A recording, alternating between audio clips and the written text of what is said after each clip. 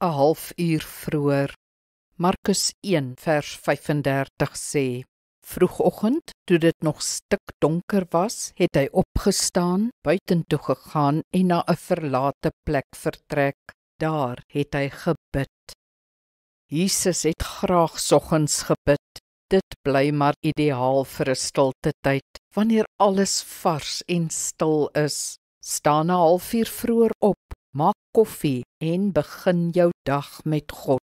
Struktureer jou stilte tyd om dit meer sinvol in te klee. Byvoorbeeld soos volg: steek 'n kers aan as jy wil, as herinnering dat jy in gewyde tyd is.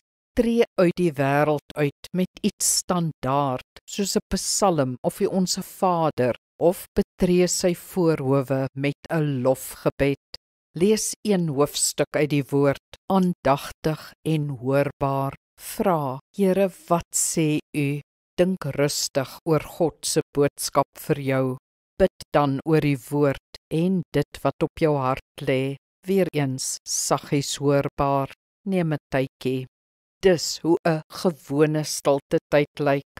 Brei gerus daarop uit met musiek, joernaal skryf en rustige stil wees by Hom. Kom ons bid saam. Heilige God, help my om gereeld die deur van die wêreld agter my toe te trek en in heilige stilte by U te sit. Help my om goeie werk te doen in daardie tyd, deur te leer, te luister, te praat en ook die vrede by U te geniet. Amen.